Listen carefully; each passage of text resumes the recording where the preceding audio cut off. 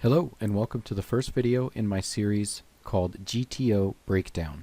In each video in this series, I'm going to explore a word or expression you might commonly hear GTO players say when they talk about a hand. I will define and explain the term and then give a very simplified, easy to understand example. Next, I will explain why it is important for playing a solid GTO based game. Then, I will give you a few ideas about how to study this concept and strategies about how to implement it into your game. Lastly, I will talk about how I see regs, mostly based off watching essential videos on Run It Once or some players on Twitch use this concept, and what it will take to beat the current level of implementation and understanding. Hint hint, it will usually involve a lot of study and hard work. As the title slide said, in this video I'm going to be giving a very general explanation of GTO. When people talk about GTO play, what they are really talking about is trying to play at the Nash equilibrium. In order to play at this equilibrium, all players must know every other player's ranges and strategies perfectly. The Nash equilibrium is reached when all the players in the hand are playing all the hands in their range to the maximum expected value, and there aren't any adjustments anyone can make to increase their own expected value or decrease someone else's. In other words, everyone is playing perfectly based on their ranges and strategies being used. I am going to go into a simple example that will show how the equilibrium is reached and what it looks like. I want to point out that this is not a real-life example. It is as simplified as possible just to show the basic idea. I'm making this disclaimer because a lot of people seem to take issue with the ranges I used in my basic math video because I didn't specify they were not realistic. So now that we have that out of the way, let's jump into the example. In this example, two players are heads up on the river. The button has only ace-ace and 2-2, and the big blind has 9-9. The pot is 1 unit, and they both have a pot-sized bet left. The big blind has already checked, so now the button is finding his GTO strategy, and the big blind will adjust his strategy accordingly until they both reach the Nash equilibrium. First, the button says, "I'm just going all in with everything." As we can see here, the big blind is really excited about this as he has a profitable call 100% of the time with 9-9. The button learns his strategy is not good because although ace-ace does very well in this case, his 2-2 is negative EV. Note the overall EV for the button strategy here is 0.5. Naturally, the next step is for the button to say, well, if you're always going to bluff catch, then I'm never going to bluff.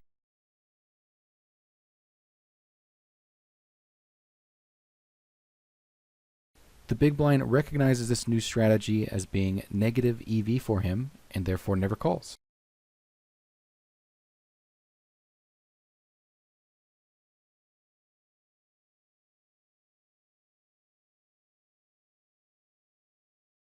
The button's 2-2 is now doing better than before though, as it is at 0 EV, but the ace-ace is doing worse as it only makes the money in the pot. Also, the big blind is still happy because he gets to win the pot half the time when the button checks. Again, the overall EV for the button here is 0.5. Finally, the button realizes that betting his 2-2 100% is too much and 0% is too little, so he decides to bet it 50% of the time.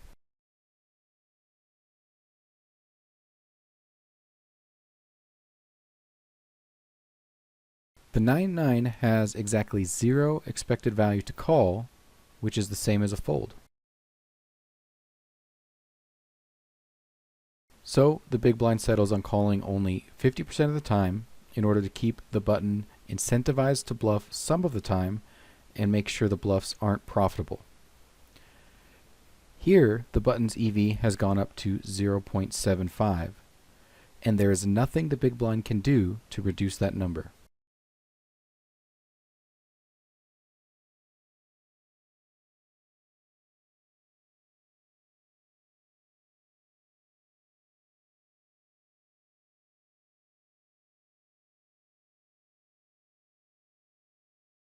They have now reached the Nash equilibrium. There is no other strategy the button or big blind can use to increase his or her expected value with their ranges. If you use programs like PioSolver or other GTO solvers, this is basically how they find the solutions you see. The program's players are saying, what if I do this? And the other player saying, then I'll do this.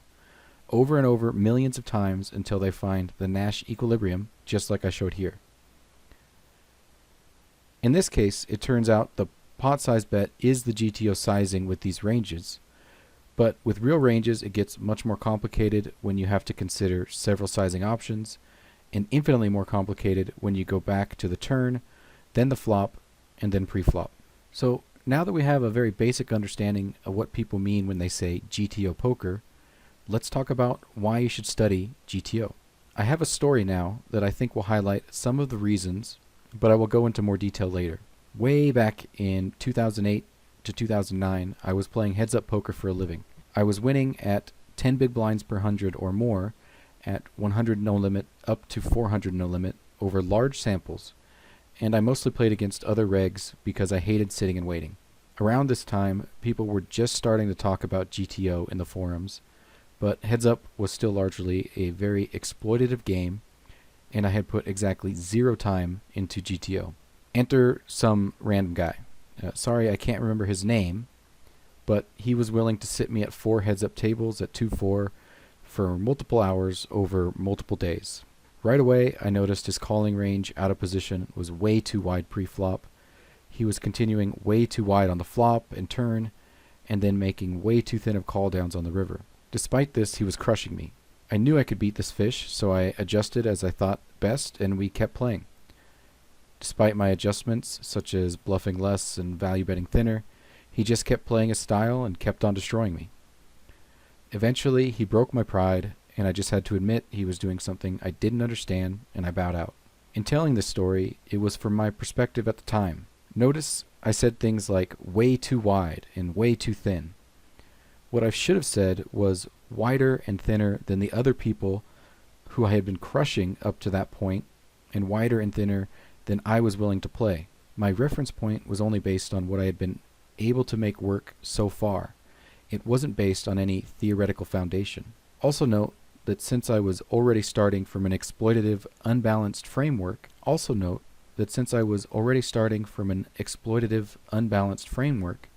and my understanding of what this guy was doing was only based on the experience I had gained from other unbalanced players, my adjustments, even if they seemed smart, were just wild swings of what the best strategy actually was. This is what studying GTO gives us. You build a base strategy that wins versus any player type in the long run. Even if, like I did, they make a bunch of wild adjustments, your base strategy will win like his did. As more and more people are studying GTO, there is one exception to this, and that is people who are closer to and understand GTO better than you. Their base strategy will always win against your base strategy until you update your understanding beyond theirs. Also, understanding GTO allows you to identify where people are truly unbalanced, and you can use your understanding to build much smarter, exploitative strategies to beat them instead of just guessing and hoping it works like I did. There are a lot of tools for studying GTO. If you want an inexpensive option, I highly recommend GTO Plus. There are plenty of videos on YouTube that will show you how to use it. The industry standard program is PioSolver, but the tools from Simple Poker are starting to overtake Pio as their solver is a little cheaper and they have a lot of additional tools you can buy for study. GTO Check is a newer program that seems to have a lot of features not seen in any other program. It is definitely worth checking out. Munker Solver is a solver that allows you to develop pre-flop ranges and solve multi-way pots post-flop. There are many other programs and options out there, especially for pre-flop ranges, so do a little research before you buy anything. If you want a video on one strategy for studying GTO, I recommend watching my video, How I Study Poker 2020. The link's in the description below. It shows a very efficient, but will still be very time-consuming way to use some of these tools. There is no way around it. Studying GTO takes a lot of time. The biggest tip I can give you is to look for patterns. For example, on ace-high dry boards, what type of hands are betting for value? What category hands are bluffing? What sizes are common? How do things change on certain turns and certain rivers? When you're asking these questions, you're looking for overall patterns. Trying to memorize what every hand does on each flop and each turn and each river is impossible. But if you start with patterns, you can learn a lot and actually start to use it at the tables relatively quickly. So, how well is GTO being used by players currently? The answer is that players are still pretty far off from playing perfect GTO strategies. Even players far more successful and far more advanced in their understanding of GTO than me still make mistakes somewhat regularly when compared to a perfect Nash equilibrium. Also, most regulars are only focusing their study at 100 big blind stacks and in pots that are heads up post flop for cash games, and probably some similar constrictions apply in tournaments. As stacks get deeper or in multi-way pots, all of that study goes out of the window. I am bringing this up because a common statement you hear is that poker is solved. I want you to know that poker is far from solved. Even if you are starting from zero right now, if you are willing to put in the work, and it will be a lot of work, there is still a lot of money to be made even at the high stakes. I am confident that the only reason I am not up there with the top guys is they all work harder and smarter than me, and the same goes for you and anyone who is enjoying more success than you. So, if you want to be the next Sauce, Limitless, Polk, OTB, Linus, etc., you still can if you make the effort. Now, let's look at a few examples of some things GTO players are doing that is not actually GTO. The biggest thing is that players are using simplified strategies. Like I said earlier, it is impossible to memorize the strategy for each hand using multiple bet sizes across all the possible flops, turns, and rivers. So, players are forced to round. For example, if a hand is betting 60% and checking 40%, many players might just go 50-50. This might sound like a small difference, but over 100 or so combos of similar hands, it turns into a big difference. Next, if you give a GTO solver like Pio multiple bet sizing choices, it will often use all of them. But going from using one sizing to two increases the difficulty of doing the strategy correctly by a lot.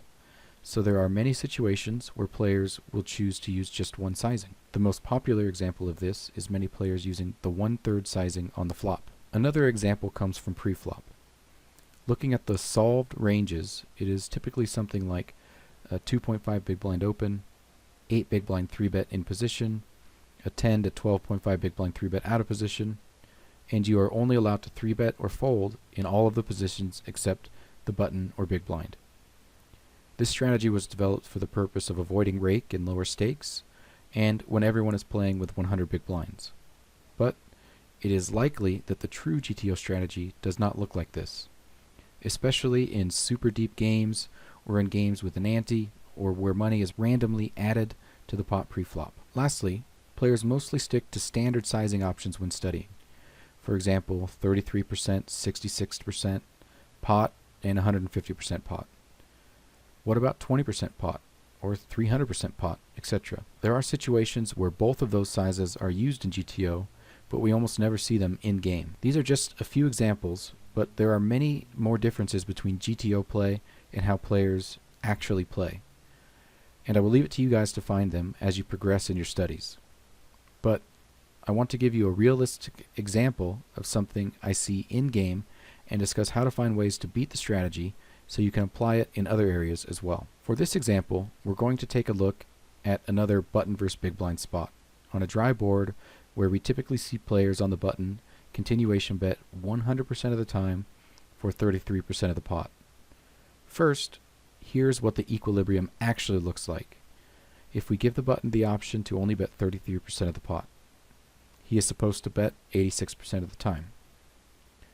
Remember that in this case, the button has an EV of 39.25. Against that strategy, this is how the big blind is supposed to respond. There's a decent amount of check raising, a lot of calling, and some folding. Against a GTO player, the big blind has an EV of 19.3. But if we are in the big blind and know that our opponent is continuation betting 100% and not the GTO percent, we know we have an opening to exploit. So we can use our study tools to show us what the adjustment would look like. We need to check raise 4% more, call almost 3% less, and fold 1% less. Doing these small adjustments brings our EV up to 20.82, which means we are taking EV from the button because we are taking advantage of their simplified strategy. Now, let's say We are the button in this situation, and we see that the big blind has thoroughly studied the 33% pot continuation bet strategy and understands how to play that perfectly. The next step for us is to add another level of complexity. I want to take a quick moment to point out that I recommend adding complexity on the river and turn before the flop, as that will see the biggest difference in EV swings and is much easier to do. In this example, we have just one bet option on the flop, 2 on the turn, and 2 on the river. You can see by the river we are balancing 4 different strategies.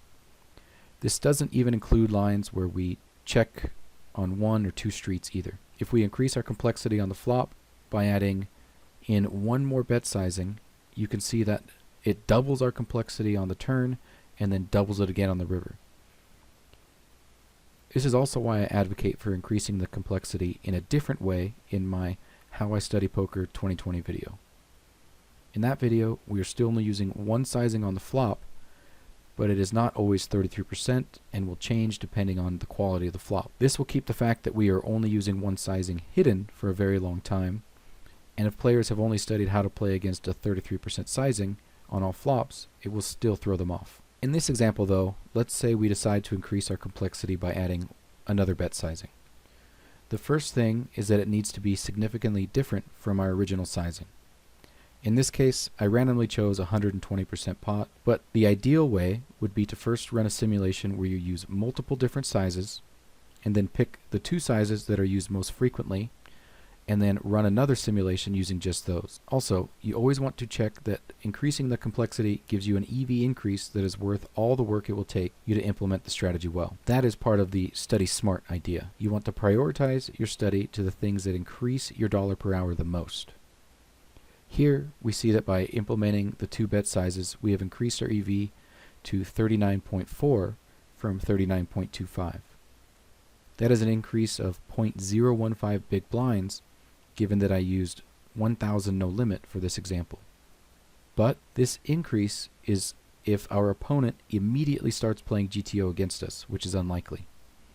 Also, we have to consider that this situation is button versus big blind, which is a very commonly occurring spot, so over the course of the year, adding that 0.015 big blinds or more, depending on how well they adjust, will actually add up to something significant. That example of button versus big blind play included several ideas about how to start beating today's GTO players. I put GTO in quotes here because I don't think anyone, myself definitely included, is playing close to the Nash equilibrium yet. But to sum up my overall advice on how to tackle GTO is to first play only as close to GTO as your level allows.